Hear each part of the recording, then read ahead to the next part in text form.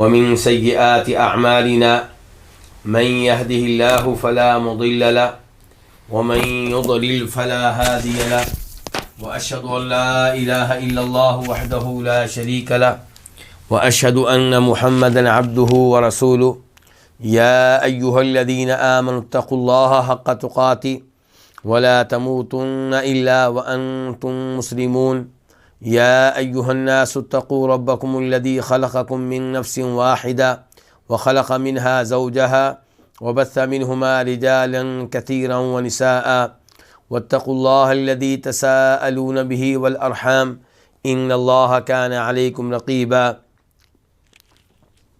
يا أيها الذين آمنوا اتقوا الله وقولوا قولا سديدا يصلح لكم أعمالكم ويغفر لكم ذنوبكم ومن يطع الله ورسوله فقد فاز فوزا عظيما أما بعد فإن خير الحديث كتاب الله وخير الهدي هدي محمد صلى الله عليه وسلم وشر الأمور محدثاتها وكل محدثة بدعة وكل بدعة ضلالة وكل ضلالة في النار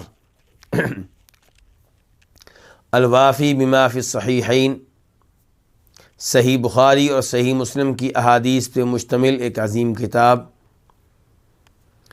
اس کتاب میں احادیث کی تعداد 2000 کے قریب ہے، اور آج سے ہم الحمدللہ حدیث نمبر 1227 شروع کریں گے، اور یہ کتاب 10 مقاصد میں تقسیم ہے۔ ان میں سے 5واں مقصد الحاجات الضروریہ، ان احادیث کے بارے میں ہے جو انسان کی لازمی ضروریات سے متعلق ہیں،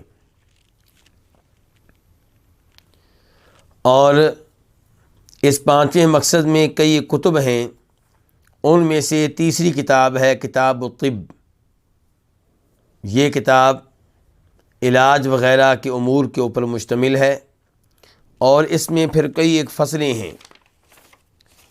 ان میں سے دوسری فصل ہم پڑھ رہے ہیں، اور اس کا موضوع ہے الطب والرقاء والسحر، علاج اور دم اور جادو۔ اس وقت ہم 13واں باب پڑھ رہے ہیں اس فصل کا، اور وہ کس بارے میں ہے؟ وہ نظر لگنے کے بارے میں ہے۔ وہ باب ہے العین حق، کہ نظر کا لگنا ایک حقیقت ہے، اور اس معاملے میں کسی قسم کے شک و شبہ کی کوئی گنجائش نہیں ہے، نظر لگتی ہے۔ اس کے بعد، بلکہ یہ 13واں باب ہم پڑھ چکے ہیں، اس کے بعد 14واں باب ہے نبی علیہ الصلوۃ والسلام کے دم کے بارے میں، کہ آپ کیسے لوگوں کو دم کیا کرتے تھے، آپ دم میں کیا پڑھا کرتے تھے۔ اس بارے میں ایک دم کا تذکرہ ہو چکا ہے، اور وہ کیا تھا؟ بسم اللہ تربت ارضنا بریقت بعضنا یشفی سقیمنا باذن ربنا۔ اور آج آپ کے بتائے ہوئے دوسرے دم کا تذکرہ ہوگا۔ حدیث نمبر ہے 1227 1227 خا۔ اس حدیث کو امام بخاری رحمہ اللہ اپنی اس کتاب میں لے کر آئے ہیں جسے قرآن کریم کے بعد دنیا کی سب سے زیادہ صحیح ترین کتاب مانا جاتا ہے۔ عن عبدالعزیز، روایت ہے عبدالعزیز بن صہیب سے، قال، وہ کہتے ہیں، دخلت انا و ثابت علی انس بن مالک۔ عبدالعزیز بن صہیب یہ صحابی نہیں ہیں بلکہ تابعی ہیں، اور کہتے ہیں کہ میں اور ثابت سے مراد یہاں پہ ہیں ثابت بن اسلم البنانی، کہتے ہیں کہ میں اور ثابت بن اسلم بنانی داخل ہوئے انس بن مالک پہ، یعنی کہ ہم دونوں ان کے پاس گئے۔ فقال ثابت، تو ثابت نے کہا، یا ابا حمزہ اشتکیت، کہ ابو حمزہ میں بیمار ہوں۔ ابو حمزہ کنیت ہے کن کی؟ جناب انس بن مالک رضی اللہ تعالیٰ عنہ کی۔ فقال انس، تو جب جناب انس نے سنا کہ ثابت بیمار ہیں تو انہوں نے کہا الا ارقیک برقیۃ رسول اللہ صلی اللہ علیہ وسلم کیا میں تمہیں نبی علیہ الصلوۃ والسلام کے دم سے دم نہ کروں، یعنی کہ میں تمہارے اوپر دم کے وہ الفاظ نہ پڑھوں جو اللہ کے رسول علیہ الصلوۃ والسلام مریضوں پہ پڑھا کرتے تھے؟ کیا میں تمہیں نبی علیہ الصلوۃ والسلام والا دم نہ کروں؟ قال بلا، تو انہوں نے کہا کیوں نہیں، یعنی کہ یہ تو بہت اچھی بات ہے کہ اگر آپ مجھے دم کریں، اور پھر دم بھی کون سا؟ نبی علیہ الصلوۃ والسلام کا دم۔ قال، تو کہنے لگے، کون کہنے لگے؟ جناب انس بن مالک کہنے لگے، وہ دم پڑتے ہوئے جو دم کن کا تھا؟ نبی علیہ الصلوۃ والسلام کا۔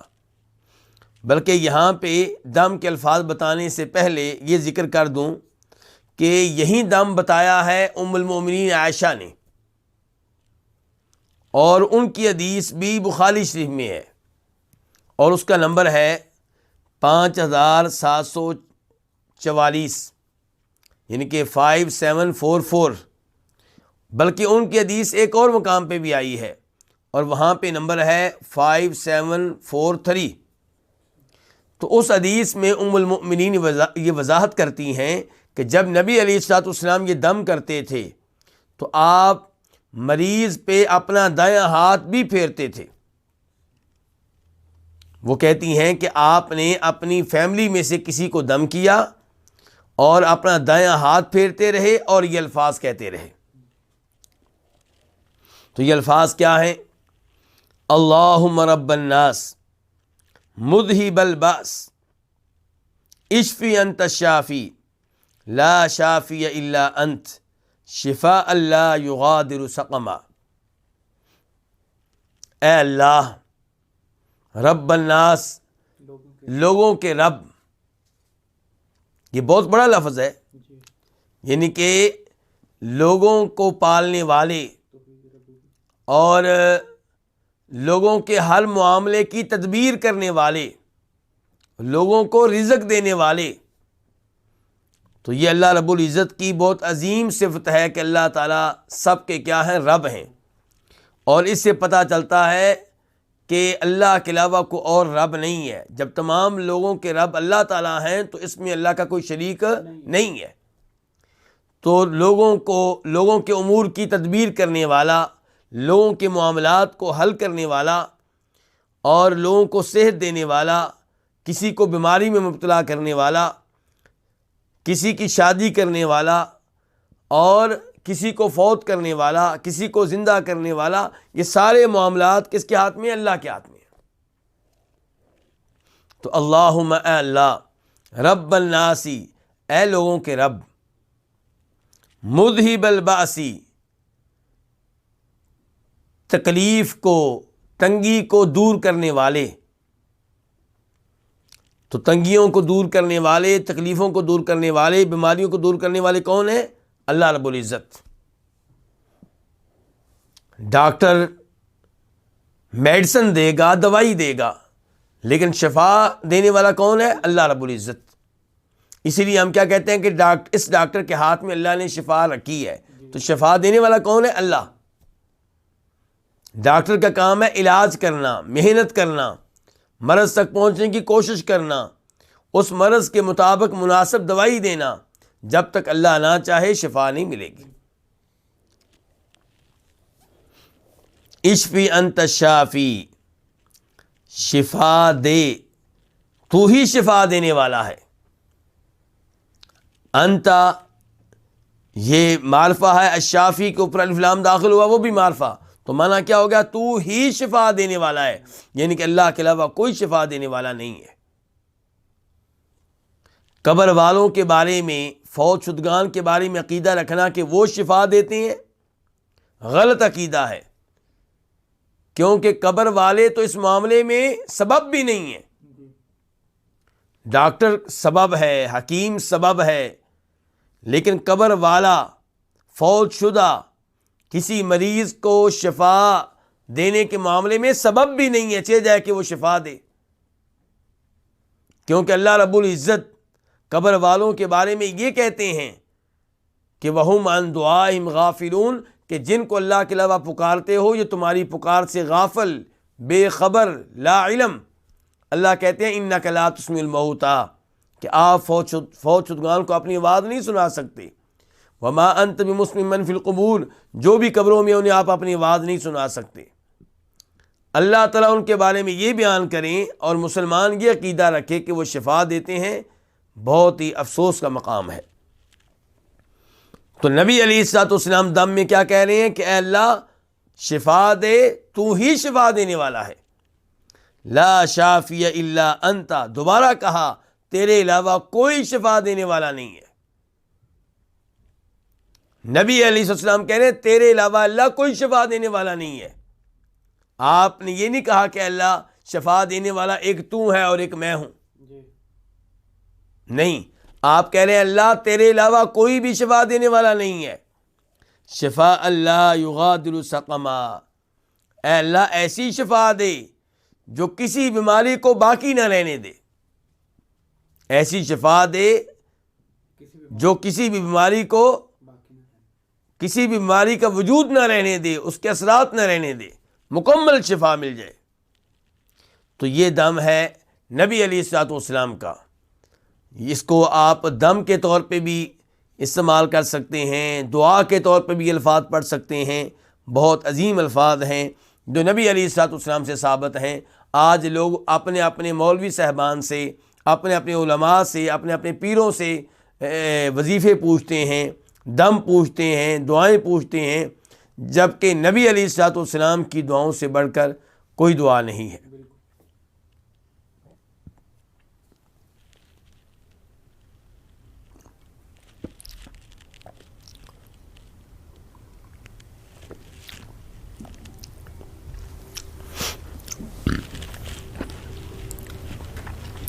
اس کے بعد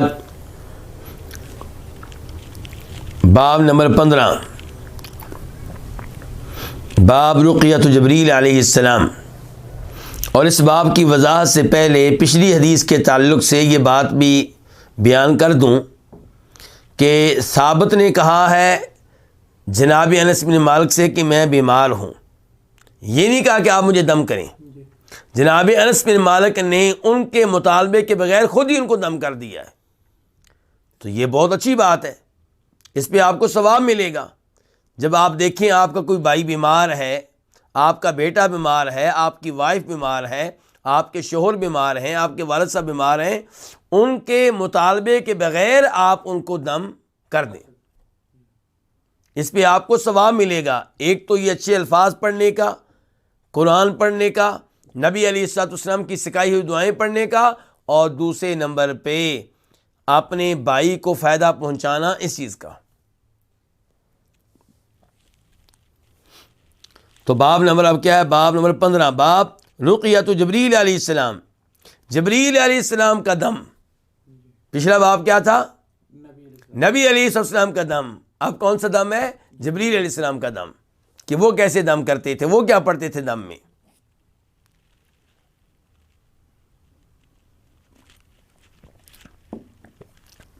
حدیث نمبر 1228، 1228 میم۔ اس حدیث کو روایت کرنے والے امام کون ہے؟ امام مسلم۔ عن ابی سعید ان جبریل اتى النبی صلی اللہ علیہ وسلم فقال یا محمد اشتکیت۔ ابو سعید خدری رضی اللہ تعالی عنہ سے روایت ہے کہ بے شک جبریل نبی صلی اللہ علیہ وسلم کے پاس آئے اور کہا اے محمد اشتکیت، کیا آپ بیمار ہو گئے ہیں؟ فقال، تو فرمایا نبی علیہ الصلوۃ والسلام نے نعم، ہاں۔ کیا مطلب؟ ہاں میں بیمار ہوں۔ نبی علیہ الصلوۃ والسلام نے یہاں پہ اپنی بیماری کا خود تذکرہ کیا ہے۔ جبریل علیہ السلام نے پوچھا اور آپ نے تذکرہ کیا۔ اس سے پتہ چلا کہ کسی کو اپنی بیماری کے بارے میں بتانا اس میں کوئی حرج نہیں ہے، یہ صبر کے منافی نہیں ہے، یہ اللہ کے فیصلوں پہ رضا ظاہر کرنے کے اور راضی ہونے کے خلاف نہیں ہے۔ جب آپ بیماری کا تذکرہ اس انداز سے کریں کہ جیسے آپ کو نعوذ باللہ اللہ کے فیصلے پہ غصہ آ رہا ہو، اللہ تعالیٰ کا آپ شکوہ کرنا چاہ رہے ہوں، تو تب یہ صبر کے خلاف ہے. پھر آپ صبر پہ ملنے والے اجر و ثواب سے محروم ہو سکتی ہیں. بیماری آئے، انسان صبر کرے تو بیماری انسان کو گناہوں سے پاک صاف کر دیتی ہے. لیکن جب آپ شکوہ کریں گے، اللہ کے فیصلے پہ ناراضگی کا اظہار کریں گے، تو پھر ثواب کی بجائے گناہ ملنے کا خطرہ ہے. لیکن ویسے کسی کو یہ بتانا کہ میں بیمار ہوں، ڈاکٹر صاحب کو بتانا، حکیم کو بتانا، مولوی صاحب سے مشورہ کرتے ہوئے انہیں بتانا، اس میں کوئی حرج نہیں ہے. قال، تو فرمایا، کس نے فرمایا؟ جبریل علیہ السلام نے کہا. جبریل علیہ السلام نے کہا، آپ نے پوچھا تھا کہ کیا آپ بیمار ہیں؟ آپ نے کہا تھا ہاں. آپ جبریل علیہ السلام اپنا دم شروع کرنے لگے ہیں. اور اس سے پہلے یہ بات واضح کرنا چاہوں گا کہ نبی علیہ الصلوۃ والسلام کے بارے میں اس حدیث سے پتہ چلا کہ آپ بیمار ہوئے، اور آپ کئی دفعہ بیمار ہوئے ہیں.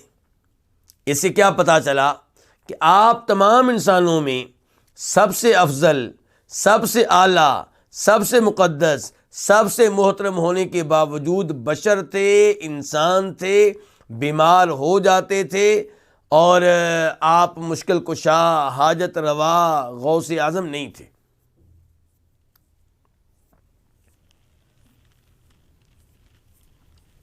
یہاں پہ جبریل علیہ السلام آپ کو دم کر رہے ہیں. اور یہ بات بھی نوٹ کیجئے کہ جبریل علیہ السلام آپ کو دم کر رہے ہیں.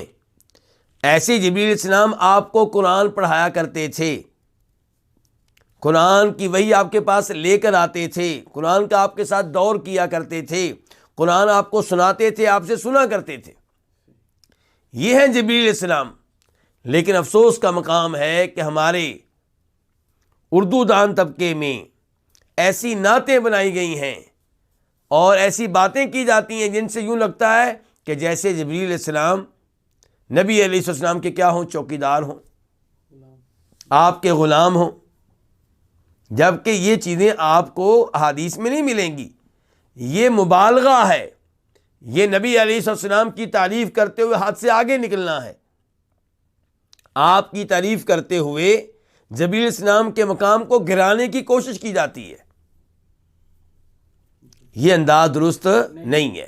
نبی علیہ السلام کا اپنا مقام ہے اور جبریل علیہ السلام کا اپنا مقام ہے. یاد رہے کہ قرآن نے جبریل کا تذکرہ کس انداز سے کیا ہے کہ علمہ شدید القویٰ، کہ نبی علیہ السلام کو تعلیم دینے والے آپ کے معلم کون ہے؟ جبریل ہے. نبی علیہ السلام نے خود بیان کیا کہ مجھے نمازوں کے اوقات جبریل نے سکھائے اور اس میں میرے امام بنے. وہ امام تھے، میں مقتدی تھا.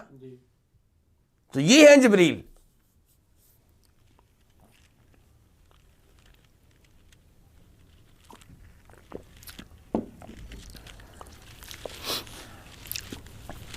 تو اب دم شروع جبریل علیہ السلام کا کیا کہہ رہے ہیں؟ بسم اللہ ارقیک، بسم اللہ ارقیک، اللہ کا نام لے کر میں آپ کو دم کرتا ہوں. اللہ کا نام لے کر میں آپ کو دم کرتا ہوں. اس کا مطلب یہ ہے کہ اللہ رب العزت کے نام میں ایک قوت ہے، اس کی ایک برکت ہے، اس کی ایک تاثیر ہے. لیکن اس کا مطلب یہ نہیں ہے کہ کسی کو دم کیا جائے اللہ اللہ اللہ اللہ کہہ کر، یا اللہ کا ذکر کیا جائے کیا کہہ کر؟ اللہ اللہ اللہ، یا ہو. اس انداز سے اللہ کا ذکر کرنا یا اس انداز سے دم کرنا، یہ دونوں چیزیں نبی علیہ الصلوۃ والسلام سے اور صحابہ کرام رضوان اللہ علیہم اجمعین سے ثابت نہیں ہے.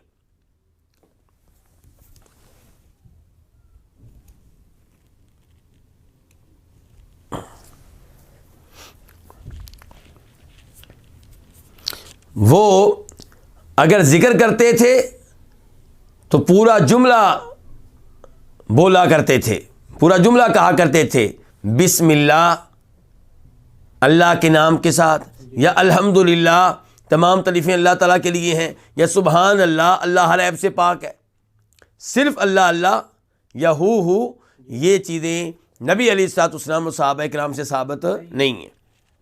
تو یہاں پہ کہہ رہے ہیں بسم اللہ رقیقہ، اللہ کا نام لے کر، اللہ کے نام کے ذریعے میں آپ کو دم کرتا ہوں۔ من کل شیء یؤذیک من شر کل نفس او عین حاسد،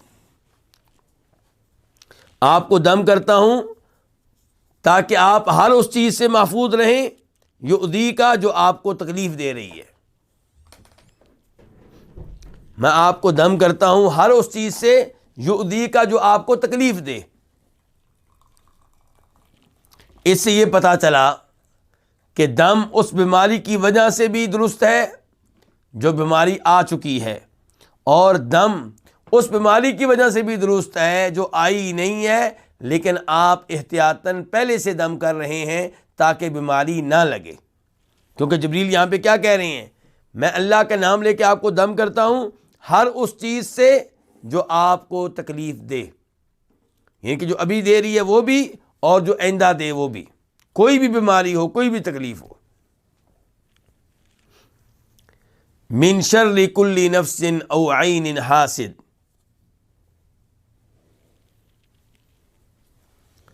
ہر نفس کے شر سے، ہر نفس کے شر سے۔ کئی علماء کرام کی یہ رائے ہے کہ من شر کل نفس او عین حاسد، ان الفاظ کا تعلق بعد میں آنے والے الفاظ سے ہے، اللہ یشفیک۔ تو اس لحاظ سے اب ترجمہ میں کروں گا کہ اللہ تعالیٰ آپ کو شفا دے۔ اللہ یشفیک کا ترجمہ میں نے پہلے کر دیا، اللہ آپ کو شفا دے من شر کل نفس، ہر نفس کے شر سے، او عین حاسد، اور ہر حسد کرنے والی آنکھ کے شر سے۔ ہر آدمی کے شر سے اللہ آپ کو محفوظ رکھے، اور ہر حسد کرنے والی آنکھ کے شر سے اللہ تعالیٰ آپ کو محفوظ رکھے۔ حسد کرنے والی آنکھ بڑی خطرناک ہوتی ہے، اس کے بڑے برے اثرات ہوتے ہیں۔ اس لیے انسان کو چاہیے کہ اذکار کا اہتمام کرے، دم کا اہتمام کرے، شام کے اذکار، صبح کے اذکار۔ آپ ان انسانوں سے بھی بچ سکیں گے جو آپ سے حسد کرتے ہیں، جن کی آنکھ میں آپ کے لیے زہر ہے، جن کی آنکھ میں آپ کے لیے غصہ ہے، جو آپ سے جلتے ہیں، اور آپ جن شیطانوں سے بھی بچ سکیں گے۔ یہ آپ کے وہ دشمن ہیں جن کا مقابلہ آپ پسٹل سے نہیں کر سکتے، جن کا مقابلہ آپ چھری سے نہیں کر سکتے۔ ان دشمنوں سے بچنے کے لیے یہ اذکار ہیں، اور یہ اذکار روحانی امراض سے بھی بچاتے ہیں، جسمانی امراض سے بھی بچاتے ہیں۔ ان میں بڑی قوت ہے، ان میں بڑی طاقت ہے، اس لیے ان کا اہتمام کرنا چاہیے۔ اور پھر یہ علاج کا علاج ہے، اور اللہ کا ذکر ہے اور عبادت ہے۔ تو من شر کل نفس او عین حاسد، ہر انسان، ہر نفس کے شر سے بچنے کے لیے، اور ہر حسد کرنے والی آنکھ سے بچنے کے لیے، اللہ یشفیک، اللہ آپ کو شفا دے۔ بسم اللہ رقیق، میں اللہ کا نام لے کے آپ کو دم کرتا ہوں۔ شروع بھی آغاز کہاں سے ہوا ہے؟ بسم اللہ رقیق، اور اختتام کہاں پہ ہوا ہے؟ بسم اللہ رقیق۔ اور یہ دم کس کا ہے؟ جبریل علیہ السلام کا۔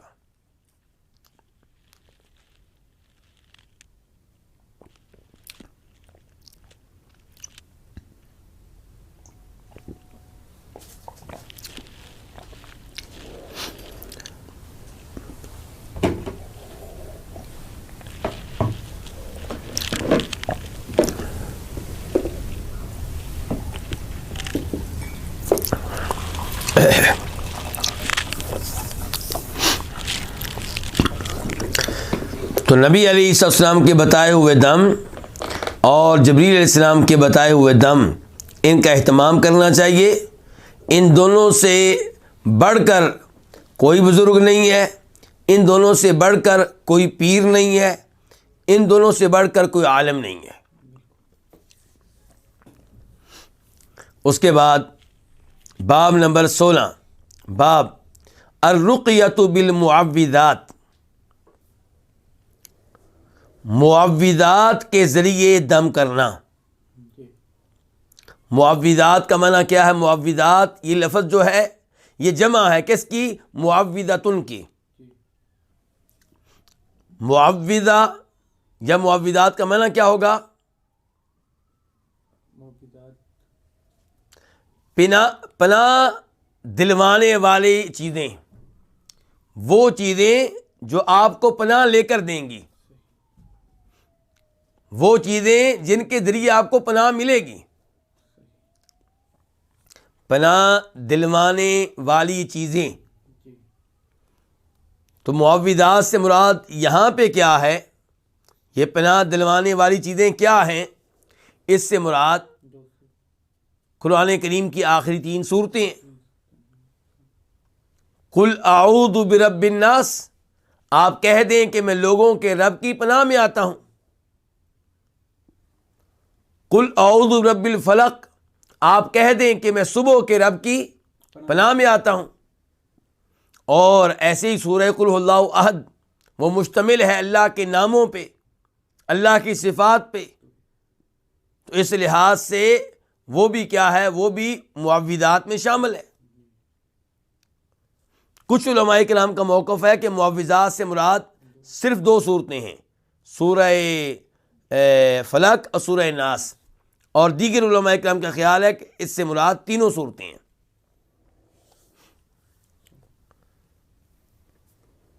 حدیث نمبر 1229 1229 قاف. اس حدیث کے بیان کرنے پہ اتفاق ہے کس کا؟ امام بخاری کا اور امام مسلم کا. عن عائشہ رضی اللہ عنہا، روایت ہے ام المؤمنین عائشہ رضی اللہ تعالی عنہا سے، ان رسول اللہ صلی اللہ علیہ وسلم کان اذا اشتکا، کہ نبی علیہ الصلوۃ والسلام جب بیمار ہوتے، نفث علی نفسہ بالمعوذات، تو آپ اپنے آپ پہ پھونک مارتے. کس کے ساتھ؟ معوذات کے ساتھ. آپ اپنے آپ پہ پھونک مارتے کس کے ساتھ؟ معوذات کے ساتھ. تو لفظ یہاں پہ کیا ہے؟ نفثا. اس کا ترجمہ میں نے کیا کیا؟ پھونک مارتے. نفثا کا تفصیل کے ساتھ مطلب کیا ہوتا ہے؟ پھونک مارنا وہ پھونک جس میں ہلکی ہلکی تھوک ہو، ہلکا سا لعاب ہو، یعنی کہ لعاب کے قطرے ہوں، ہلکے ہلکے سے ذرات ہوں. تو جب اللہ کے رسول بیمار ہوتے تو نفث علی نفسہ بالمعوذات، آپ اپنے آپ پہ پھونک مارتے بالمعوذات، معوذات کے ذریعے. یعنی کہ اپنے اوپر معوذات پڑھتے. اور معوذات سے مراد یہاں پہ ہم کیا لے رہے ہیں؟ 3 صورتیں. کچھ علماء کرام کہتے ہیں اس سے مراد 2 صورتیں ہیں، اور کچھ کہتے ہیں اس سے مراد کتنی صورتیں ہیں؟ 3. قل هو اللہ احد، قل اعوذ بالفلق، قل اعوذ بالناس. اور آپ جانتے ہیں، میں بھی جانتا ہوں، ہم سب جانتے ہیں کہ نبی علیہ السلام جب رات سونے لگتے تھے تو سونے سے پہلے کتنی صورتیں پڑھتے تھے؟ 3 پڑھتے تھے، سورہ فلق، سورہ ناس، سورہ اخلاص. اور یہاں پہ بھی یہی امید ہے کہ 3 صورتیں مراد ہوں گی. ویسے بھی جو لفظ آیا معوذات جمع کا ہے. تو معوذات وہ صورتیں، وہ الفاظ، وہ آیات جو پناہ لے کر دیتے ہیں، جو پناہ دلواتے ہیں. تو نبی علیہ الصلوۃ والسلام جب بیمار ہوتے تو اپنے آپ پہ پھونک مارتے معوذات کے ذریعے، یعنی کہ یہ 3 صورتیں پڑھتے اور پھر اپنے اوپر دم کرتے، پھونک مارتے. یہ حدیث جو ہم پڑھ رہے ہیں، اس حدیث کی ایک روایت جو بخاری شریف میں آئی ہے 5016 5016، اس میں یہ الفاظ ہیں کہ یقرأ علی نفسہ بالمعوذات وینفث، یعنی کہ آپ اپنے اوپر پڑھتے یہ معوذات، یہ صورتیں، اور پھونک مارتے.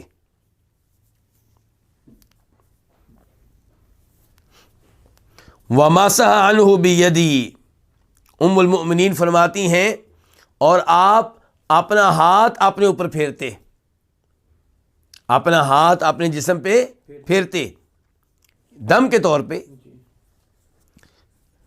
یعنی کہ آپ 3 صورتیں پڑھتے، اس کے بعد ہاتھوں پہ پھونک مارتے اور پھر وہ ہاتھ پورے جسم پہ پھیرتے. فلما اشتکا وجعہ الذی توفی فیہ، جب آپ اپنی اس بیماری میں مبتلا ہوئے جس میں آپ فوت ہوئے، یعنی کہ آخری بیماری.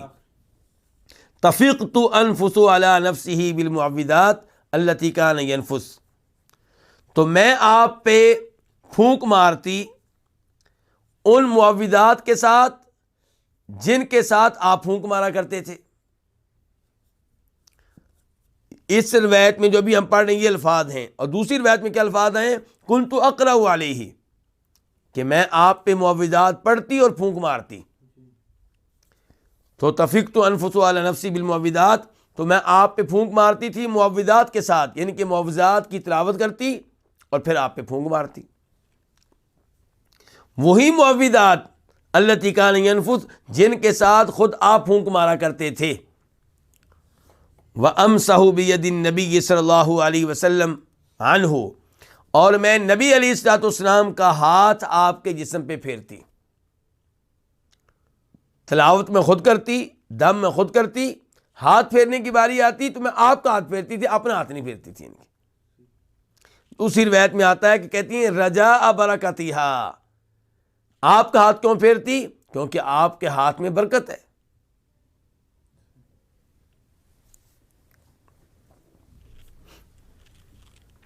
تو یہ ہے دم کن کے ذریعے؟ آخری 3 صورتوں کے ذریعے یا آخری 2 صورتوں کے ذریعے. تینوں صورتیں بڑی عظیم ہے، پورا قرآن عظیم ہے. قرآن میں آپ کہیں سے بھی تلاوت کر لیں شفا ہے. وَنُنَزِّلُ مِنَ الْقُرْآنِ مَا هُوَ شِفَاء، قرآن شفا ہے. لیکن کچھ صورتوں کے بارے میں خاص طور پہ آیا ہے تو ان کا اہتمام خاص طور پہ کرنا چاہیے، جیسا کہ سورہ فاتحہ ہے اور جیسا کہ آخری 3 صورتیں. اس سے یہ بھی پتہ چلا کہ ان 3 صورتوں کا اہتمام کرنا چاہیے. اور میں سامعین سے کہوں گا، ناظرین سے کہوں گا کہ یہ 3 صورتیں تلاوت کے لحاظ سے بھی ان کا اہتمام کریں، ان کی اچھی تلاوت سیکھیں، ان کا ترجمہ و تفسیر سیکھیں، تاکہ آپ کو پتہ چلے ان 3 صورتوں کی اتنی اہمیت کیوں ہے. اور پھر دم کے طور پہ بھی ان کا اہتمام کریں.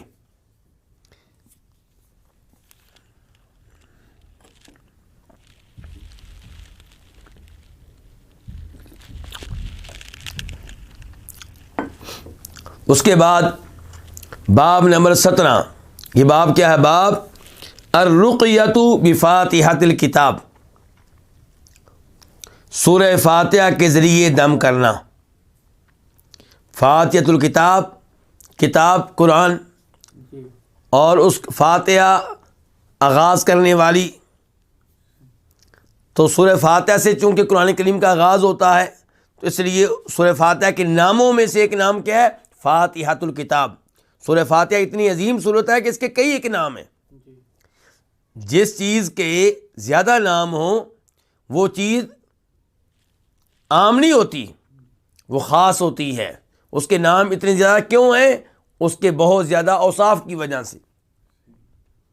جیسے اللہ رب العزت کے نام کتنے جانتے ہیں ہم؟ 99 کے قریب، جبکہ اللہ کے نام اس سے کہیں زیادہ ہیں.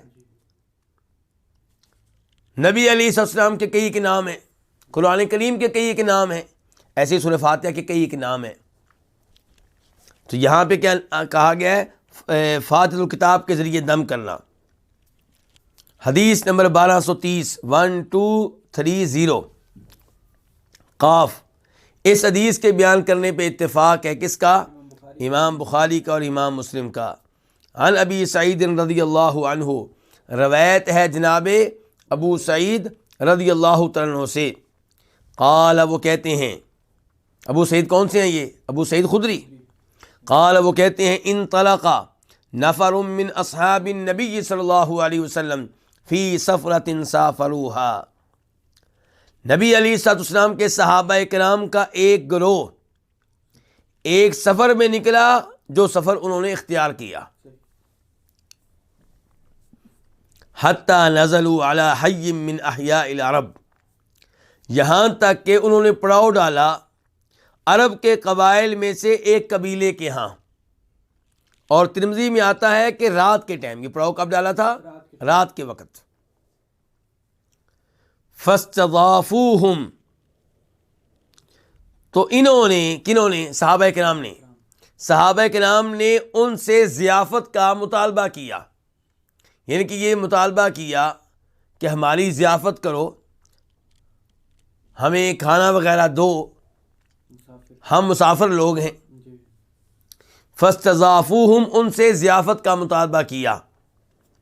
فابوا ان یضیفوہم، تو انہوں نے ان کی ضیافت کرنے سے انکار کر دیا. فلدغ سید ذلک الحی، تو اس قبیلے کا سردار ڈس لیا گیا. اور ترمذی میں آتا ہے کہ ڈسنے والا کس نے ڈسا تھا؟ بچھو نے. ترمذی کی روایت میں کیا وضاحت آئی ہے؟ کس نے ڈسا تھا؟ بچھو نے. تو اس قبیلے کے سردار کو ڈس لیا گیا. فسعوا له بكل شيء، تو انہوں نے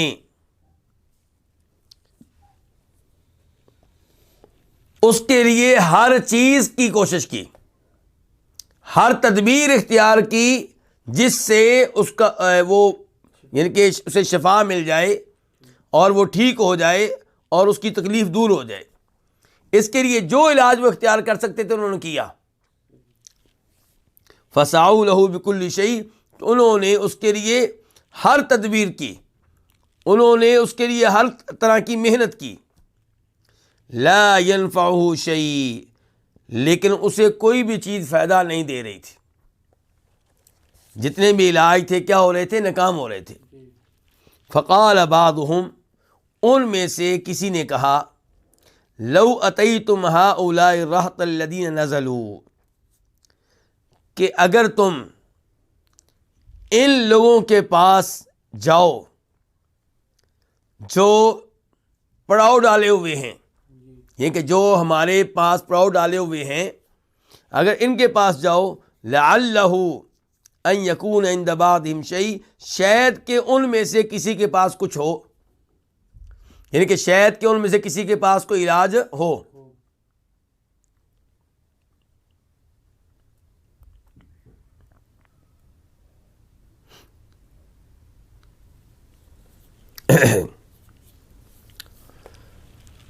لعلہ ان یکون عند بعضهم شیء، شاید کہ ان میں سے کسی کے پاس کوئی چیز ہو، یعنی کہ کوئی ایسی چیز ہو جس سے علاج ہو سکے، جس کے ذریعے شفا مل سکے. بھائی یہ کنٹرول کریں، یہ کون ہے جو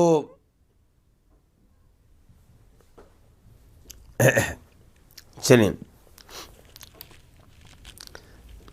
کوئی بچہ شاید موبائل کے ساتھ کھیل رہا ہے.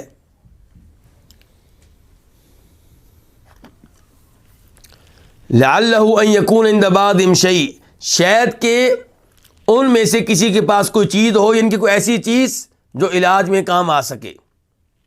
فاتوہم، تو وہ ان کے پاس آئے.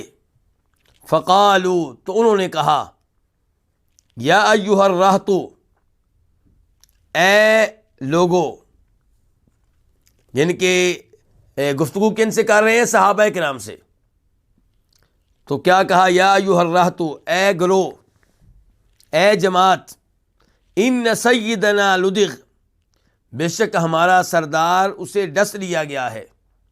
وسعینا لہ بکل شیء لا ینفعہ، ہم نے اس کے لیے ہر کوشش کی ہے، اس کے لیے ہر تدبیر اختیار کی ہے. لا ینفعہ، لیکن کوئی بھی تدبیر اس کو فائدہ نہیں دے رہی، کوئی بھی چیز اس کو فائدہ نہیں دے رہی. فہل عند احد منکم من شیء، تو کیا تم میں سے کسی کے پاس کچھ ہے؟ یعنی کہ کیا تم میں سے کوئی ایسا ہے جو یہ علاج کر سکتا ہو؟ فقال بعضهم نعم، تو ان میں سے کسی نے کہا، کن میں سے؟ صحابہ کرام میں سے کسی نے کہا، نعم، ہاں. واللہ انی لارقی، اللہ کی قسم میں دم کر لیتا ہوں، یعنی کہ میں یہ علاج کر سکتا ہوں. اور وضاحت آئی ہے مسلم شریف میں کہ یہ خود ابو سعید خدری تھے. یہ کہنے والے کون تھے؟ خود ابو سعید خدری.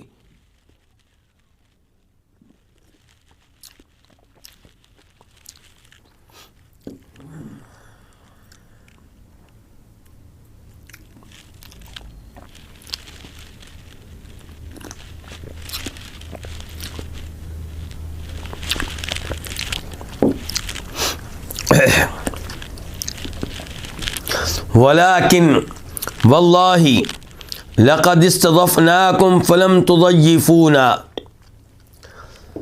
میں دم کر لیتا ہوں لیکن اللہ کی قسم ہم نے تم لوگوں سے ضیافت کا مطالبہ کیا، تم نے ہماری ضیافت نہیں کی.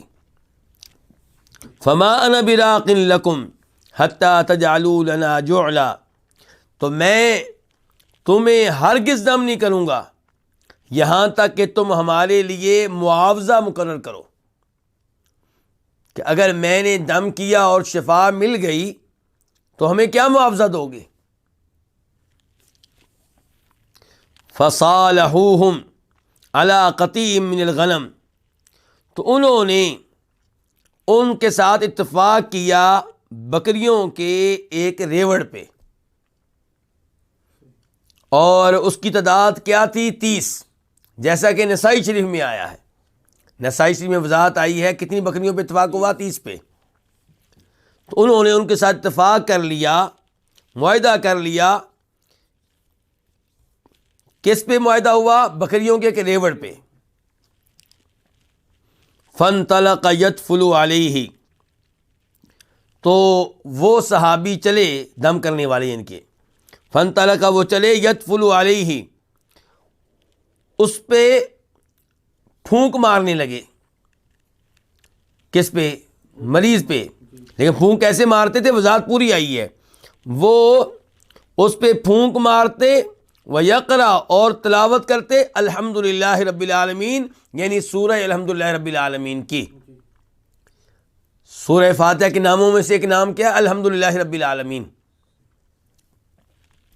تو وہ صحابی پھونک مارتے، اور یہ جو لفظ آیا یدفلو، اس کا معنی ہوتا ہے پھونک مارنا، اور اس میں بھی ہلکی ہلکی تھوک ہوتی ہے، ہلکا سا لعاب ہوتا ہے. تو وہ اس پہ پھونک مارنے لگے اور کیا پڑھنے لگے؟ الحمدللہ رب العالمین.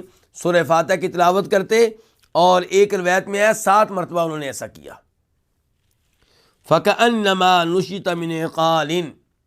تو وہ مریض ایسے ہو گیا گویا کہ اسے اس کی رسی کھول دی گئی ہو، گویا کہ اسے رسی سے آزاد کر دیا گیا ہو. فَانْطَلَقَ يَمْشِي. تو وہ چلنے لگا، وَمَا بِهِ قَلَبَ، وہ چلنے لگا جب کہ اسے کوئی بھی بیماری نہیں تھی، اب بالکل ٹھیک تھا. قال، راوی کہتے ہیں، وہ کون ہے؟ ابو سعید خدری. راوی کہتے ہیں کہ انہوں نے ان صحابہ کرام کا معاوضہ پورا پورا دے دیا. فَأَوْفَوْهُمْ جُعْلَهُمُ الَّذِي صَالَحُوهُمْ عَلَيْهِ. تو انہوں نے انہیں ان کا وہ معاوضہ دے دیا جس پہ ان سے اتفاق کیا تھا، یعنی کہ 30 کی 30 بکریاں دے دیں. فَقَالَ بَعْضُهُمْ اقْسِمُوا. اب ان میں سے کچھ نے کہا، ان میں سے کسی نے کہا، کن میں سے؟ صحابہ کرام میں سے کسی نے کہا اقسموا، یہ تقسیم کر لو.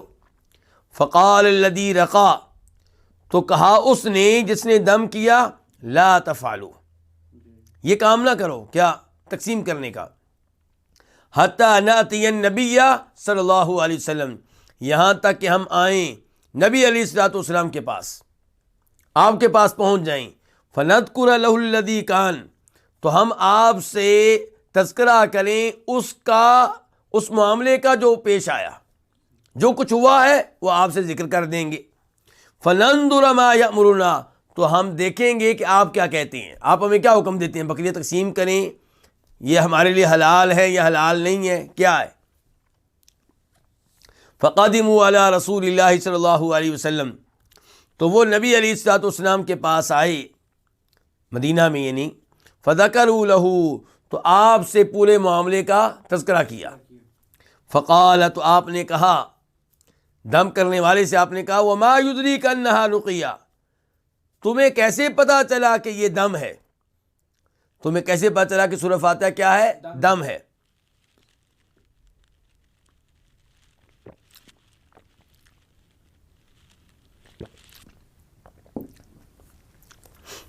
ثم قال، پھر آپ نے کہا، قد اصبتم، تم نے ٹھیک کیا ہے، تم نے جو کچھ کیا ہے ٹھیک کیا ہے۔ اقسموا، تقسیم کر لو، کیا تقسیم کر لو؟ بکریاں۔ واضربوا لی معکم سہما، اور اپنے ساتھ میرا حصہ بھی مقرر کر لو۔ فضحک رسول اللہ صلی اللہ علیہ وسلم، یہ کہہ کر نبی علیہ الصلوۃ والسلام مسکرائے۔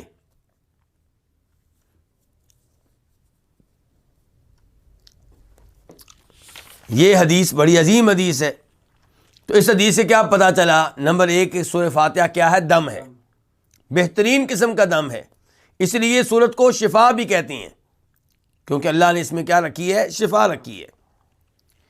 اس کے بعد کیا پتہ چلا کہ اگر آپ کسی علاقے میں جاتے ہیں اور وہاں پہ آپ کے پاس کھانے پینے کا بندوبست نہیں ہے، تو آپ ان لوگوں سے مطالبہ کرتے ہیں کہ میری مہمان نوازی کریں، تو اس میں انشاءاللہ کوئی حرج نہیں ہے۔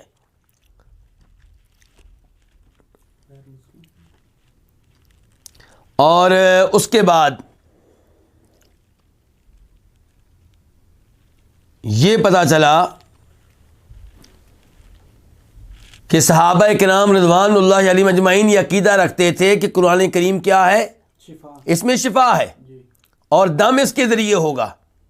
اور یہاں پہ دیکھیے انہوں نے دم کیا ہے، تعویذ لکھ کر نہیں دیا۔ یہ نہیں کہا کہ تعویذ لکھ کر دیتے ہیں تم گلے میں اس کے گلے میں لٹکا دینا، نہیں، دم کیا ہے، اور سورہ فاتحہ سے دم کیا ہے۔ پتہ چلا کہ سورہ فاتحہ میں شفا ہے، اور پھر یہ کہ وہ مریض بالکل ٹھیک ہو گیا ہے۔ اس کے بعد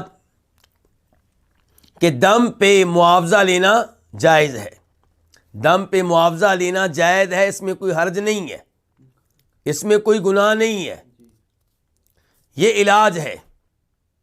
جیسے ڈاکٹر علاج پہ فیس لے سکتا ہے، ایسے ہی دم کرنے والا بھی لے سکتا ہے، اس میں کوئی حرج نہیں ہے۔ اور اس سے یہ بھی پتہ چلا کہ دم کرنا چاہیے، اس میں کوئی حرج نہیں ہے۔ اور موجودہ زمانے میں اس بات کی اہمیت میں مزید اضافہ ہو جاتا ہے، کیونکہ اگر وہ لوگ جن کا عقیدہ ٹھیک ہے وہ ایسے مریضوں کا علاج نہیں کریں گے، انہیں دم نہیں کریں گے، تو ہم دیکھتے ہیں کہ یہ لوگ ان کے پاس پہنچ جاتے ہیں جو شرک کے ساتھ علاج کرتے ہیں، جو قبر پرستی کے قائل ہیں۔ تو ضرورت اس بات کی ہے کہ اہل توحید سامنے آئیں اور وہ یہ علاج کریں، دم کیا کریں، اور دم کے ایام میں ہی لوگوں کے عقائد کی اصلاح کریں، ان کے گھر کی اصلاح کریں، ان سے کہیں کہ اپنے گھر سے یہ شیطانی چیزیں نکالو، تمہارے گھر میں پالتو کتا ہے اسے نکالو، کیونکہ جہاں پہ پالتو کتا ہوگا وہاں رحمت کے فرشتے داخل نہیں ہوتے۔ دیگر بڑے بڑے گناہ جو تمہارے گھر میں موجود ہیں ان سے گھر کو پاک صاف کرو، گھر میں مجسمے ہیں تو ان کو نکالو، شیر کی تصویر ہے تو اسے باہر نکالو، گھر میں تصویریں لڑکی ہیں تو ان کو اتارو، توڑو۔ تو اسی بہانے آپ کو اس اصلاح کا موقع ملے گا۔ پھر آپ ان سے پوچھیں گے کیا گھر کے سب افراد نماز پڑھتے ہیں؟ نہیں پڑھتے تو گھر میں برکت کیسے آئے؟ کیا گھر کے سب لوگ تلاوت کرتے ہیں؟ نہیں کرتے تو گھر میں برکت کیسے پیدا ہو؟ جب گھر میں داخل ہوتے ہیں کیا سارے بسم اللہ پڑھ کے داخل ہوتے ہیں؟ اگر نہیں، کوئی ایک بھی بسم اللہ کے بغیر داخل ہوتا ہے تو کیا یہ شیطان کو اندر داخل کرنے کا ذریعہ نہیں ہے؟ چور راستہ تو شیطان کے لیے خود آپ کھولتے ہیں۔ پھر یہ سوال کیا جائے کیا کھانا کھاتے ہوئے سب بسم اللہ پڑھتے ہیں؟ اگر نہیں تو جو ایک بسم اللہ نہیں پڑھتا وہی شیطان کو کھانے میں شریک کرتا ہے اور شیطان کو گھر میں آنے کا موقع دے رہا ہے۔ پھر آپ انہیں یہ صورتیں سکھائیں، سورہ فاتحہ، قرآن کریم کی آخری یہ 3 صورتیں، معوذات وغیرہ، نبی علیہ السلام والا دم سکھائیں، جبریل علیہ السلام والا دم سکھائیں، تو آپ کو ان کی اصلاح کا موقع ملے گا. اس لیے اہل توحید کو چاہیے کہ دم کے میدان میں آگے آئیں، اور اگر اس پہ وہ مناسب کوئی فیس لیتے ہیں تو انشاءاللہ اس میں کوئی حرج نہیں ہے. اگر یہ کام فیس بھی اللہ کریں تو بہت ہی عمدہ ہے، بہت اچھی بات ہے. لیکن اگر وہ فیس لیتے ہیں یہ سوچ کر کہ ہم دم کرتے ہیں، لوگ بہت زیادہ آتے ہیں، ہمیں وقت نہیں ملتا کمانے کے لیے، تو امید ہے کہ انشاءاللہ اس میں کوئی حرج نہیں ہوگا. اور یہ بھی دیکھا جائے کہ دم کے لیے جن کے پاس جایا جا رہا ہے کیا واقعی وہ اہل توحید ہیں؟ ان کے طریقہ دم میں کوئی شرکیہ چیز تو نہیں ہے؟ اور دم کرنے والا کہیں عورتوں کا ہاتھ تو نہیں پکڑ لیتا؟ دم کرنے والا کہیں عورتوں کے ساتھ خلوت میں اور تنہائی میں تو نہیں بیٹھتا؟ اگر ایسا ہے تو ایسے شخص کے پاس دم کے لیے نہیں جانا چاہیے، بلکہ دوسروں کو بھی کہنا چاہیے کہ اس کے پاس نہ جائیں. اس کے بعد یہ بکریاں کس کا حق تھا؟ دم کرنے والے کا صرف، باقی لوگوں کا اس میں کوئی حصہ نہیں تھا. لیکن یہ دم کرنے والے کا حسن اخلاق ہے کہ اس نے چاہا کہ سب میں یہ مال تقسیم ہو. اس کے بعد یہ پتہ چلا کہ صحابہ کرام حرام و حلال کا کتنا خیال رکھتے تھے. ان کے ذہن میں شک پیدا ہوا ان 30 بکریوں کے بارے میں، ہمارے لیے حلال ہیں کہ حلال نہیں ہے، دم کرنے پہ معاوضہ لینا جائز ہے یا نہیں ہے، قرآن پہ معاوضہ لینا جائز ہے کہ نہیں ہے. تو آپ نے معاملہ واضح کر دیا کہ اس میں کوئی حرج نہیں ہے، تقسیم کر لو. بلکہ آپ نے انہیں اچھی طرح مطمئن کرنے کے لیے اور ان کے اطمینان میں مزید اضافہ کرنے کے لیے کہا کہ میرا حصہ بھی اس میں رکھو. ورنہ نبی علیہ الصلوۃ والسلام دینے والے ہیں، لینے والے نہیں ہیں. آپ تو 100 اونٹ ایک آدمی کو دے دیا کرتے تھے، آپ مانگنے والوں میں سے نہیں ہیں. لیکن چونکہ وہ پریشان تھے، ان کا دل مطمئن نہیں ہو رہا تھا، اس لیے آپ نے کہا کہ چلو تم میرا حصہ بھی اس میں رکھ دو تاکہ تم مکمل مطمئن ہو جاؤ.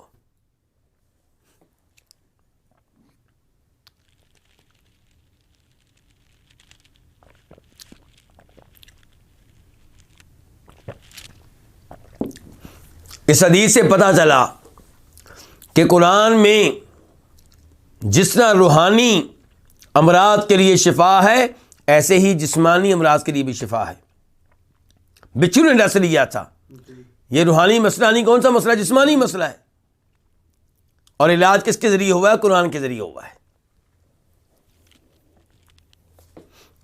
اس کے بعد باب نمبر 18،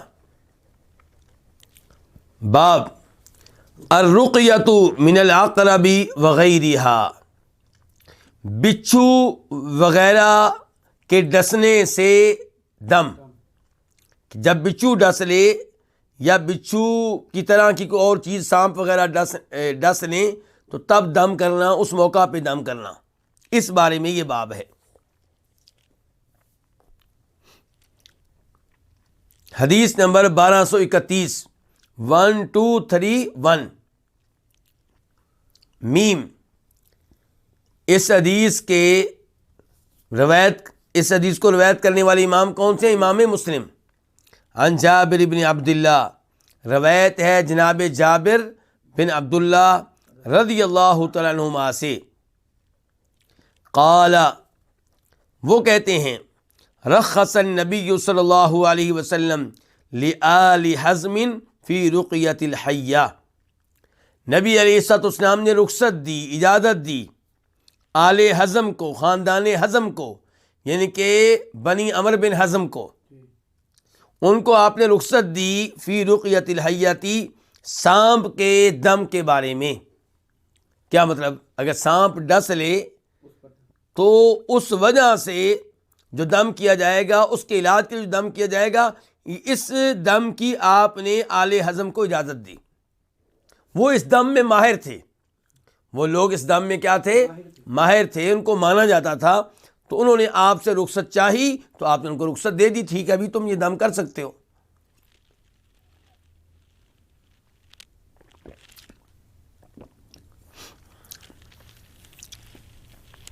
وقال لاسماء بنت امیس، اور نبی علیہ الصلوۃ والسلام نے اسماء بنت امیس سے کہا، مالی ارا اجسام بنی اخی ضاریعۃ تصیبہم الحاجہ، مجھے کیا ہے کہ میں اپنے بھائی کے بیٹوں کے جسم کمزور کمزور دیکھ رہا ہوں۔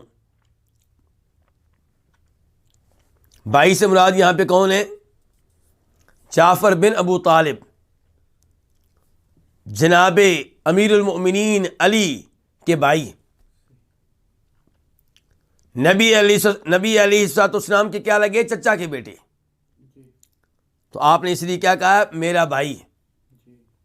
تو مراد کیا ہے؟ مراد کون ہے؟ جعفر۔ اور یہ وہی ہیں جنہیں اردو میں کئی لوگ کیا کہتے ہیں؟ جعفر طیار، شہید ہوئے، جن کے لڑائی کے دوران دونوں بازو باری باری کاٹ دیے گئے تھے۔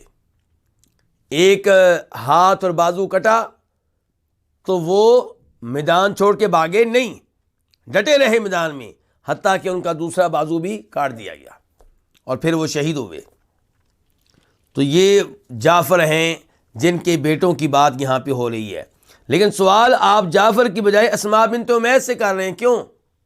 کیونکہ اسماء بنت امیس ان بچوں کی کیا ہے؟ ماں ہے، جناب جعفر کی وائف ہے۔ اور میں نے پہلے بھی تذکرہ کیا تھا تاکہ ہمارے لوگ سبق حاصل کریں کہ اسماء بنت امیس کی شادی ہوئی ہے کس سے؟ جعفر سے۔ جعفر شہید ہوئے ہیں تو ان سے شادی کی ہے کس نے؟ جناب ابو بکر رضی اللہ عنہ نے۔ وہ فوت ہوئے ہیں تو ان سے پھر کس نے نکاح کیا؟ جناب علی نے۔ اسی لیے میں کہا کرتا ہوں کہ اس زمانے میں کسی عورت کو خاوند کے بغیر رہنے نہیں دیا جاتا تھا، معمول یہی تھا۔ کوئی ایک آدھ عورت اس کے باوجود ہو سکتی ہے، لیکن معمول یہ تھا کہ جس عورت کا خاوند فوت ہوا ہے، جسے طلاق ہوئی ہے، اسے کو اور نکاح کرے، اور اسی انداز سے ایک پاکیزہ معاشرہ تشکیل پاتا ہے۔ تو یہ ہے اسماء بنت امیس، جن سے نبی علیہ الصلوۃ والسلام سوال کر رہے ہیں کہ مالی ارا اجسام بنی اخی ضاریعہ، مجھے کیا ہے کہ میں اپنے بھائی کے بیٹوں کے اجسام کمزور دیکھ رہا ہوں۔ تصیبہم الحاجہ، کیا انہیں بھوک رہتی ہے؟ یعنی کہیں ایسا تو نہیں کہ بھوکے رہتے ہوں، کھانا نہ ملتا ہو، کھانا موجود نہ ہو۔ تصیبہم الحاجہ، کیا ان کو بھوک لگتی ہے؟ کیا ان کو بھوک کا سامنا کرنا پڑتا ہے؟ قالت لا، اسماء بنت امیس نے کہا نہیں، یعنی اللہ کے رسول یہ مسئلہ نہیں ہے، جسمانی مسئلہ نہیں ہے، مسئلہ ان کا روحانی ہے۔ کہا وَلَٰكِنِ الْعَيْنُ تُسْرِعُ إِلَيْهِمْ، لیکن نظر انہیں جلدی سے لگ جاتی ہے، بڑی جلدی ان کو نظر لگتی ہے۔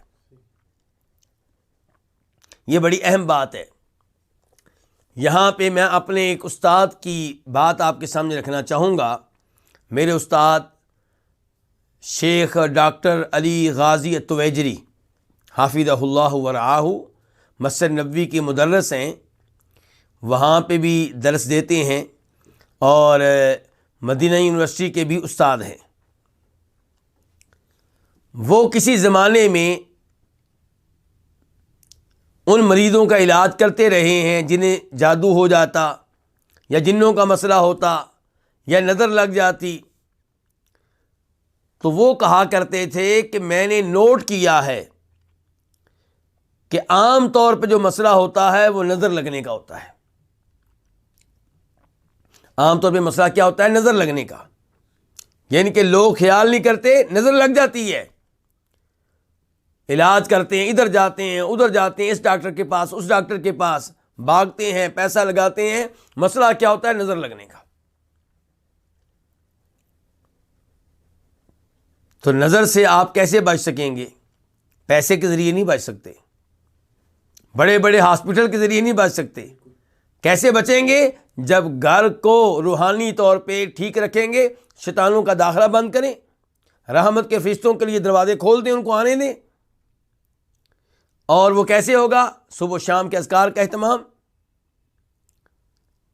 گھر میں داخل ہوں بسم اللہ پڑھ کے داخل ہوں، بچوں کو بار بار دم کریں۔ مثال کے طور پہ یہ دم جو نبی علیہ الصلوۃ والسلام کیا کرتے تھے، کس کو؟ حسن و حسین کو رضی اللہ تعالیٰ عنہما،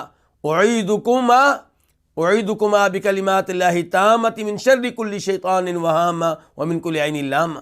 اور یہ وہ دم ہے جو ابراہیم علیہ السلام کس کو کرتے تھے؟ جناب اسماعیل و اسحاق علیہ السلام کو۔ تو اس لیے ان کے اس کا اہتمام کیا جائے، نظر سے بچائیے اپنے بچوں کو، اپنے آپ کو، اپنی دولت کی نمائش کرنے سے بچیے، جو اللہ نے آپ پہ نعمتیں کی ہیں ان کی نمائش کرنے سے بچیے۔ اگر ان کا تذکرہ کریں بھی تو ان کے سامنے کریں جو ماشاء اللہ تبارک اللہ کہتے ہیں، جو نظر لگانے والے نہیں ہیں۔ تو کیا کہہ رہی ہیں اسما؟ وَلَٰكِنِ الْعَيْنُ تُسْرِعُ إِلَيْهِمْ، کہ مسئلہ یہاں پہ جسمانی نہیں ہے، بھوک کا مسئلہ نہیں ہے، کھانا ان کو ملتا ہے، مسئلہ یہ ہے وَلَٰكِنِ الْعَيْنُ تُسْرِعُ إِلَيْهِمْ، کہ نظر ان کے اوپر جلدی سے اپنا اثر ڈالتی ہے، بہت جلدی ان کو نظر لگتی ہے۔ قال، تو فرمایا نبی علیہ السلام نے، ارقیہم، ان کو دم کیا کرو، ان کو کیا کیا کرو؟ دم کیا کرو۔ قالت، وہ کہتی ہیں، کون؟ اسماء بنت امیس کہتی ہیں، فارست علیہ، میں نے آپ کے سامنے اپنا دم پیش کیا، جو دم میں جانتی تھی اس کے الفاظ میں نے آپ کے سامنے رکھے، تو میں نے آپ کے سامنے دم پیش کیا۔ فقال، تو آپ نے کہا، ارقیہم، یعنی کہ ان کو دم کرو، کس کے ساتھ؟ ان الفاظ کے ساتھ، یعنی کہ تمہارے یہ الفاظ ٹھیک ہیں، شریعت کے خلاف نہیں ہیں، تم ان الفاظ کے ساتھ ان کو دم کر سکتی ہو، کیا کرو۔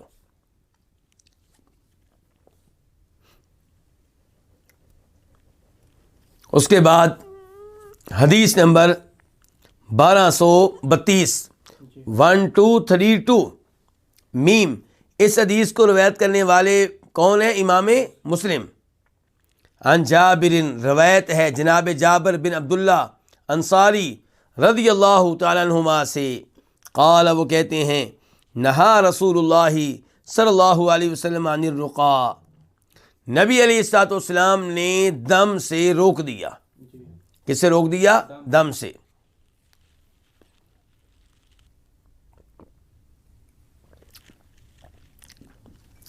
فجاء آل عمرو بن حزم الی رسول اللہ صلی اللہ علیہ وسلم،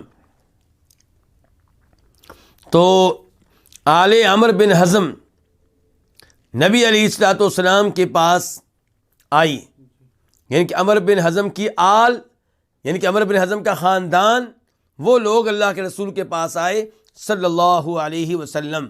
عمرو بن حزم انصاری ہیں، خزرجی ہیں، ان کی فیملی کے لوگ آپ کے پاس آئے۔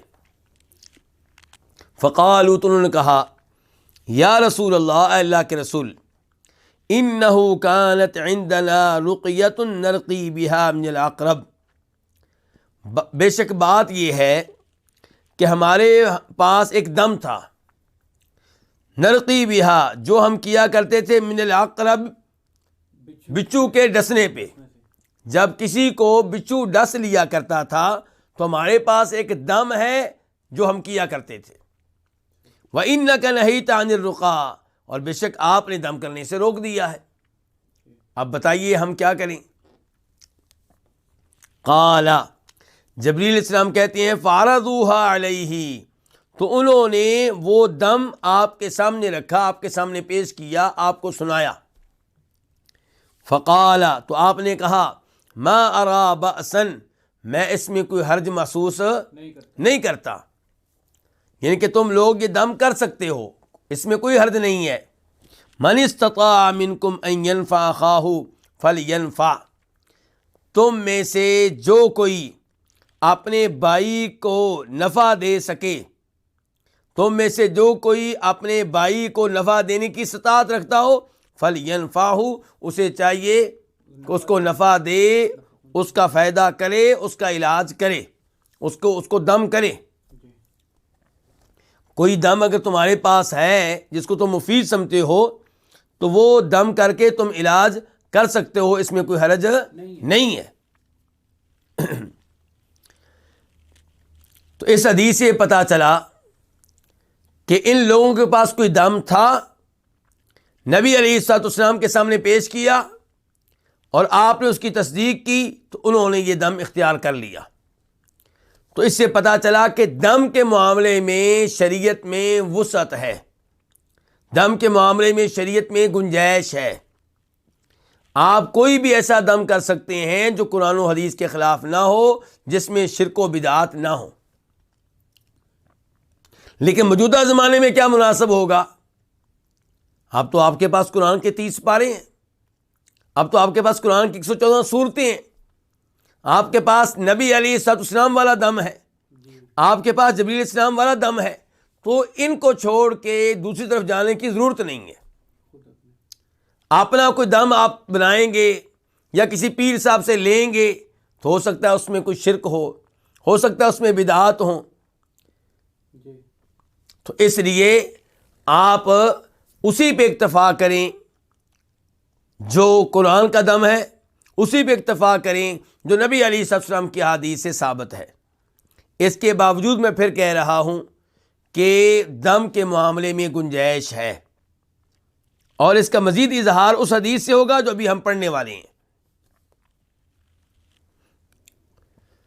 اور اس حدیث سے جو ابھی ہم نے پڑھی ہے، یہ پتہ چلا کہ آپ نے دم سے روک رکھا تھا، دم پہ پابندی لگا رکھی تھی۔ تو محسوس یہ ہوتا ہے کہ جس دم پہ پابندی لگائی تھی وہ کون سا دم تھا؟ جو خلاف شریعت ہو، جس میں شرک وغیرہ ہو، اور جس کی اجازت دی ہے یہ وہ ہے جو شریعت کے خلاف نہ ہو۔ باب نمبر 19، باب لا بأس بالرقا ما لم تکن شرکا، دم میں کوئی حرج نہیں ہے جب تک کہ وہ شرک نہ ہو۔ دم اگر شرک پہ مبنی نہیں ہے تو کوئی بھی دم ہو اس میں کوئی حرج نہیں ہے۔ حدیث نمبر 1233، 1233 میم۔ اس حدیث کو اپنی کتاب میں جگہ دینے والے امام کون سے ہیں؟ امام مسلم۔ عن عوف بن مالک الاشجعی، روایت ہے جناب عوف بن مالک الاشجعی سے، قال، وہ کہتے ہیں، کننا نرقی فی الجاہلیہ، ہم زمانے جاہلیت میں دم کیا کرتے تھے۔ فقلنا، تو ہم نے کہا، یا رسول اللہ، اے اللہ کے رسول، کیف تری فی ذلک، آپ اس بارے میں کیا رائے رکھتے ہیں، آپ اس بارے میں کیا کہتے ہیں؟ یعنی کہ ہم زمانے جاہلیت میں دم کیا کرتے تھے، تو کیا ہم یہ سلسلہ جاری و ساری رکھیں کہ روک دیں؟ فقال، تو آپ علیہ السلام نے فرمایا، اعرضوا علی رقاکم، میرے سامنے رکھو اپنے دم، جو دم تم جانتے ہو مجھے سناؤ، میرے سامنے پیش کرو۔ اعرضوا علی رقاکم، اپنے دم، یعنی کہ اپنے دم کے الفاظ، اپنے دم کے کلمات میرے سامنے رکھو، میرے سامنے پیش کرو۔ لا بأس بالرقا، دم میں کوئی حرج نہیں ہے، ما لم یکن فی شرک، جب تک کہ اس میں شرک نہ ہو۔ تو نبی علیہ الصلوۃ والسلام نے دم کا ضابطہ بتا دیا کہ جب تک دم میں شرک نہیں ہے تب تک اس میں کوئی حرج نہیں ہے۔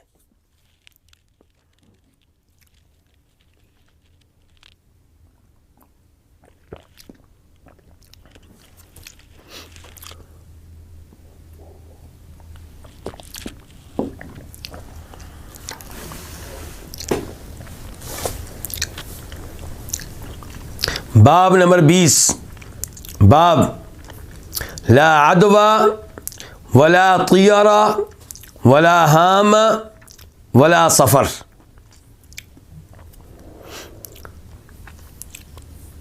لا عدوہ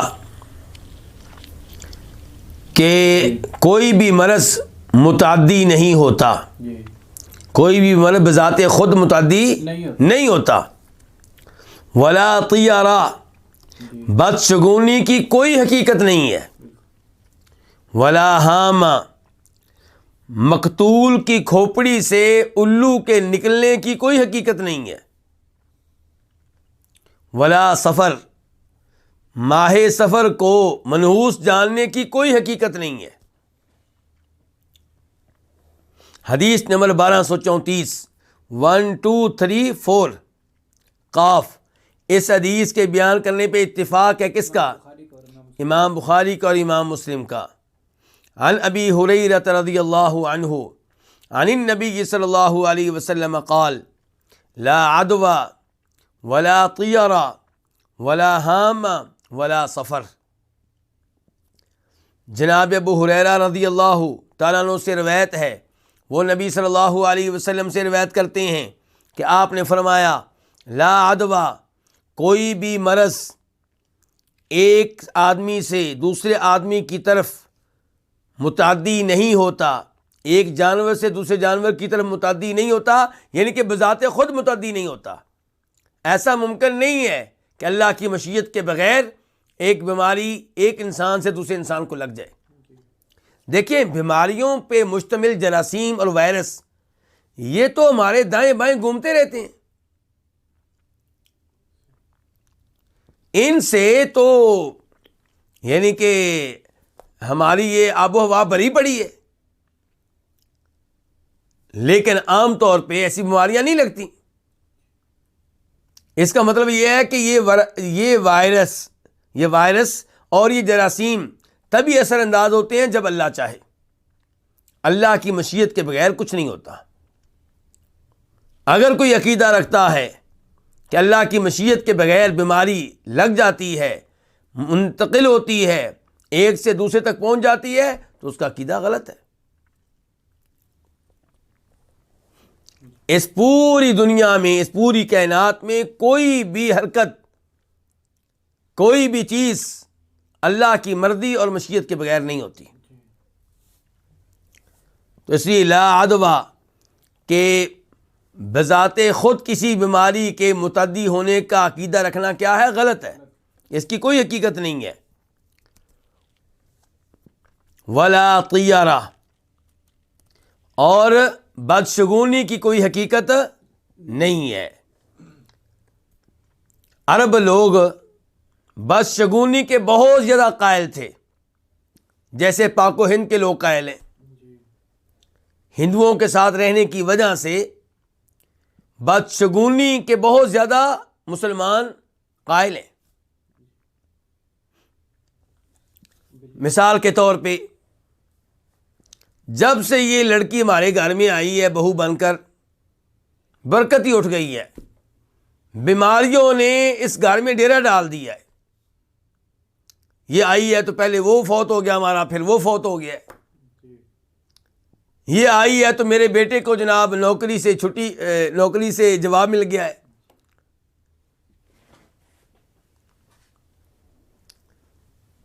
سب کچھ آنے والی بہو پہ ڈال دیتے ہیں، اور ایسے ہی کسی کام کے لیے جا رہے ہوتے ہیں، کالی بلی پہ نگاہ پڑ گئی، کالے کتے پہ نگاہ پڑ گئی، نہیں جانا جی آج۔ کیوں جی؟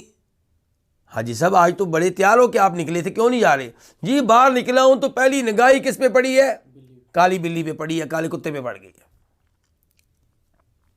اس لیے آج کا دن منحوس ہے، اب میں یعنی کہ نہیں جاؤں گا۔ یہ باتیں کون کر رہے ہیں؟ مسلمان۔ یہ کام بدھ کے دن نہیں کرنا جی، ہم نے شادی نہیں رکھنی بدھ کے دن، کیوں؟ منحوس دن ہے جی۔ یہ کام ہم نے جمعہ کے دن نہیں کرنا، کیوں جی؟ کیونکہ میرا تجربہ یہ ہے کہ جمعہ کا دن ہمیشہ سے میرے لیے منحوس ثابت ہوا ہے۔ انا للہ و انا الیہ راجعون۔ یہ مسلمان کہہ رہا ہے، مسلمان جی میری گاڑی کے نمبر میں، میرے موبائل کے نمبر میں 13 کا ہندسہ نہیں آنا چاہیے، 13 نہیں آنا چاہیے، کیوں؟ کیونکہ جی منحوس ہے، منحوس عدد ہے۔ تو اللہ کے رسول کیا فرما رہے ہیں؟ ولا طیرہ، کوئی چیز منحوس نہیں ہے، کوئی آواز منحوس نہیں ہے، کوئی جانور منحوس نہیں ہے، کوئی انسان منحوس نہیں ہے۔ ولا طیرہ، بدشگونی کی کوئی حقیقت نہیں ہے۔ عرب لوگ یہ کام کیا کرتے تھے، کسی کام کے لیے گھر سے نکلتے تو پرندہ چھوڑتے، اگر وہ دائیں جانب جاتا تو اس کا مطلب یہ ہے کہ یہ کام ٹھیک ہے، کر لینا چاہیے، اگر بائیں جانب جاتا نہیں، یہ کام نہیں کرنا، اس میں نقصان ہے۔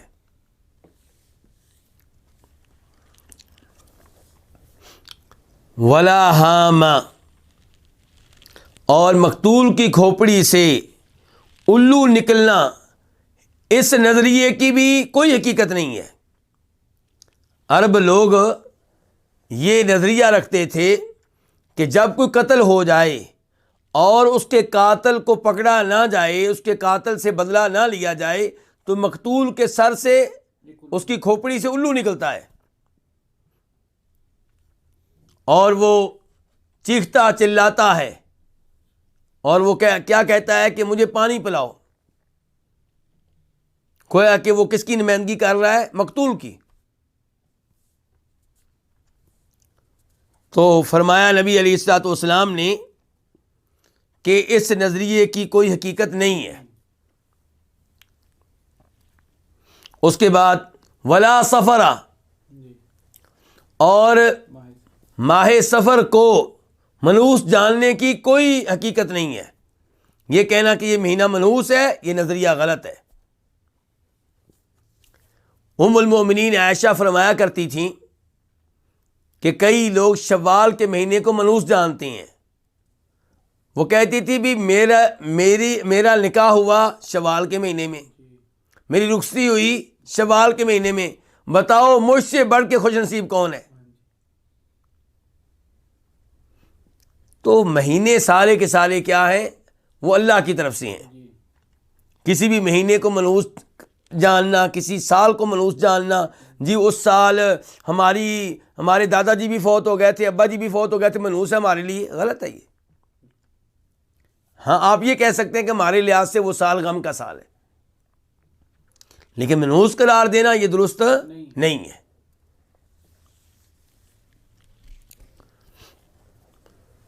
ایسے ہی یہ سمجھنا موجودہ زمانے میں کہ اگر محرم کے مہینے میں شادی کی تو ناکام ہو جائے گی، 9 یا 10 محرم کو شادی کی تو ناکام ہو جائے گی، یہ سوچ غلط ہے۔ جناب حسین رضی اللہ عنہ شہید ہوئے اس مہینے میں، یہ ایک افسوسناک واقعہ ہے، سانحہ ہے، اور اس میں کوئی شک و شبہ نہیں ہے کہ ان پہ ظلم ہوا ہے۔ لیکن آج محرم کے مہینے کو ماتم کا مہینہ بنا دینا اور اس مہینے میں کالے کپڑے پہننا، تعزیہ کے جلوس نکالنا، 10 محرم جس کے بارے میں جناب حسین کے نانا محمد رسول اللہ صلی اللہ علیہ وسلم نے یہ تعلیمات دی تھیں کہ اس دن کا روزہ رکھا جائے، اس دن سبیلیں لگانا، دن کے ٹائم پہ شربت پلانا لوگوں کو، دودھ پلانا لوگوں کو، اس کا مطلب یہ ہے کہ لوگوں کو آپ ترغیب دے رہے ہیں کہ روزہ نہ رکھیں۔ تو یہ اسلامی تعلیمات کے خلاف ہیں یہ سارے امور۔ تو محرم کا مہینہ بھی منحوس نہیں ہے، سفر کا مہینہ بھی منحوس نہیں ہے، کوئی بھی مہینہ منحوس نہیں ہے۔ وفی روایت لہما، اور ان دونوں کی ایک روایت میں ہے، کن دونوں کی؟ بخاری و مسلم کی، قالا، کہ انہوں نے کہا، کنہوں نے؟ جناب ابو ہریرہ رضی اللہ تعالیٰ عنہ نے، ان رسول اللہ صلی اللہ علیہ وسلم قال، بے شک فرمایا رسول اللہ صلی اللہ علیہ وسلم نے، لا عدوا، کوئی بھی مرض بذات خود متعدی نہیں ہوتا، ولا سفرا، اور ماہ محرم کو منحوس جاننے میں کوئی حقیقت نہیں ہے، ولا ہاما، اور اس عقیدے کی کوئی حقیقت نہیں ہے کہ مقتول کی کھوپڑی سے الو نکلتا ہے اور چیختا چلاتا ہے اس کی قبر کے اوپر۔ فقال اعرابی، جب نبی علیہ السلام نے یہ کہا کہ کوئی بھی مرض بذات خود متعدی نہیں ہوتا، تو ایک عرابی نے کہا، ایک بدو نے کہا، ایک عرابی نے کہا یا رسول اللہ، اللہ کے رسول، فما بال ابلی، تو میرے اونٹوں کا پھر کیا معاملہ ہے؟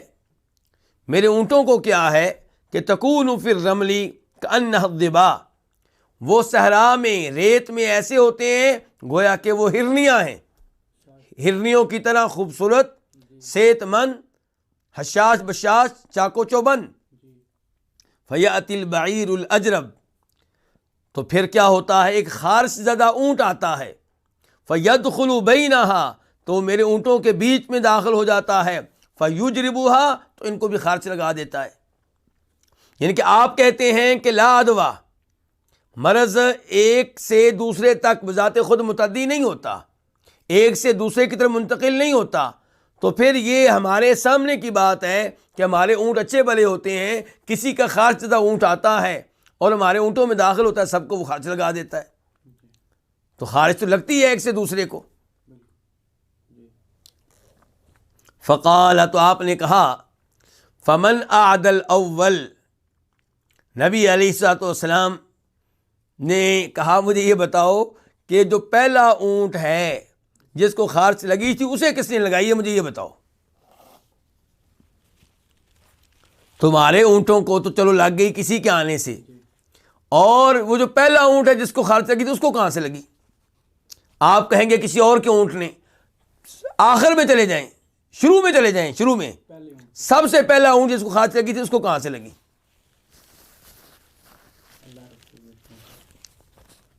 تو پتہ چلا کہ خارش سے لگانے والا اور خارش سے بچانے والا کون ہے؟ اللہ رب العزت۔ اب آپ اسی کی طرف آ جائیں، جب خارش لگتی ہے تو کیا دیکھا گیا ہے؟ پورے گھر والوں کو لگے گی، ایک آدھ بچ جائے گا، سب اونٹوں کو لگے گی، ایک آدھ اونٹ کو نہیں لگے گی۔ تو اگر بیماری بذات خود منتقل ہوتی ہے تو سب کو کیوں نہیں لگی؟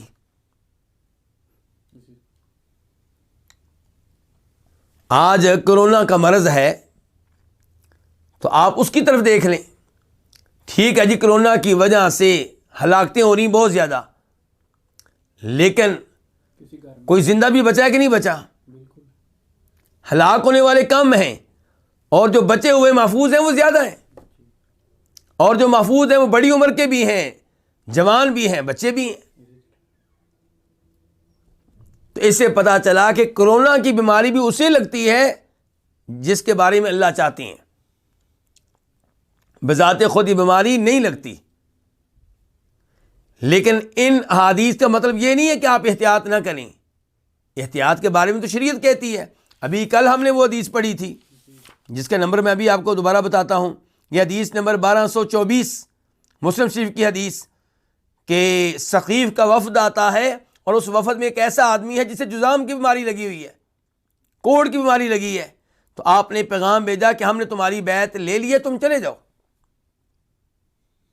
جبکہ آپ صحابہ کرام سے بیعت کیسے لیتے تھے؟ مردوں سے بیعت لیتے تھے ہاتھ میں ہاتھ ڈال کر، لیکن اس کو آپ نے واپس بھیج دیا۔ اور آپ ہی فرماتے ہیں ایک اور حدیث میں کہ کوڑ کے مریض سے ایسے بچو جیسے شیر سے بچتے ہو۔ تو احتیاط کیجئے، اسباب اختیار کیجئے،